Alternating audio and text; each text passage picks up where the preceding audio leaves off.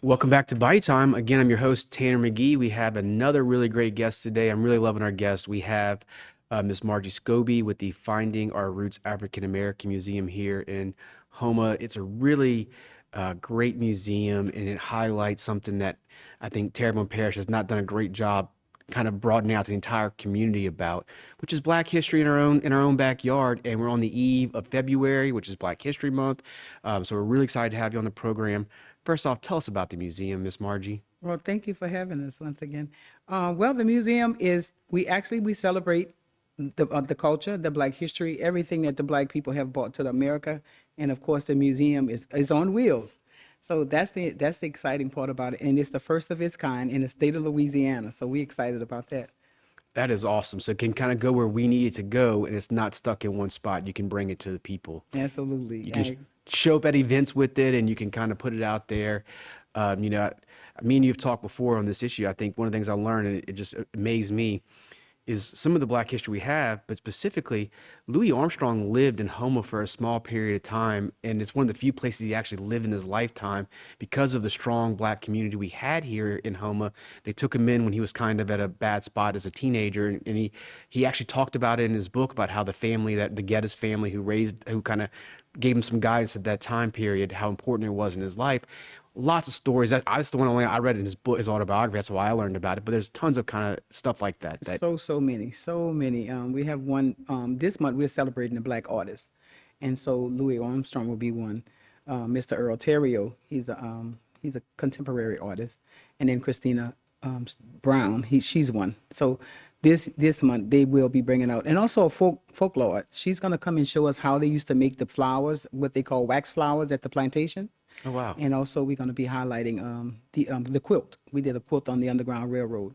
So it's a couple of things we're going to be touching on in reference to art when it comes to the African American community. That's awesome. I've never even heard about the wax flowers. What is the wax flower? Well, this is new to me, but she said her grandmother actually taught them how to do it. But it's a way to preserve flowers, and she's going to be teaching that piece out there on Thursday. And you say on Thursday, where is it going to be on Thursday? We're going to be at the Houma Travels. The Terrebonne Parish Tourist Commission. Yep. So we're going to be there. Matter of fact, we thank them so much for supporting us because actually the museum is wrapped in a piece of artwork that Mr. Earl Terrio did, and thanks to the Houma Travels, they actually contributed, to us getting that done. That's awesome. Another bit of music history that I love that deals with Terrebonne Parish is Alan Toussaint's most famous song is Southern Nights. It was a huge #1 hit. Most people don't know he wrote it about Terrebonne Parish. He had aunt and uncle who lived in Shreveport. He used to visit him in the summer, and back then Shreveport was just country. And he thought how beautiful the Terrebonne Parish sky was. It inspired him to write his most famous song, Southern Nights. Southern Nights, Yeah, yes, absolutely. yes. I And love that song. it's a great song, and Yes. we actually made it one of Louisiana's songs. It's "You Are My Sunshine," and now it's "Southern Nights" are Louisiana's two recognized songs. We did the legislature, but it's just a small piece about how the Black community in Terrebonne Parish contributed to something as big that the nation enjoys. Yes, and that's one of the things that we bring. It's so much that we have done, so much we have contributed to the country that is not celebrated enough. It's not talked about enough. So that's what we do and Find Our Roots. We celebrate 365, but for February, for certain, we're going to just bring it all to life. Absolutely. Yeah, it's one of the things that people talk about is, we need to do a better job, not make it a month, one month of the year as an annual thing. It's part of our entire culture, but specific small part of it that we could do a better job explaining to everybody where things come from and the contributions. Yes, and I'm hoping one day we can do a festival in Terrebonne Parish, a festival on every culture.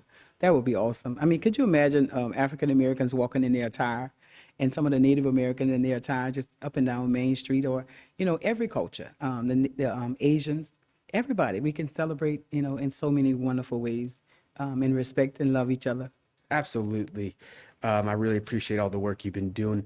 Is there anything else y'all have special planned for February, or is it? Yes, we'll be going to Nickel State University for the Black Essence Fest. That's on the 2nd of February.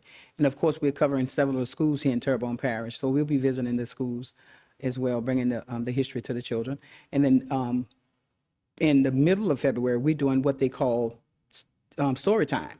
And that's going to be downtown Houma. And we have someone from the Yaya community from New Orleans. They'll be coming and teaching the children how to make drums.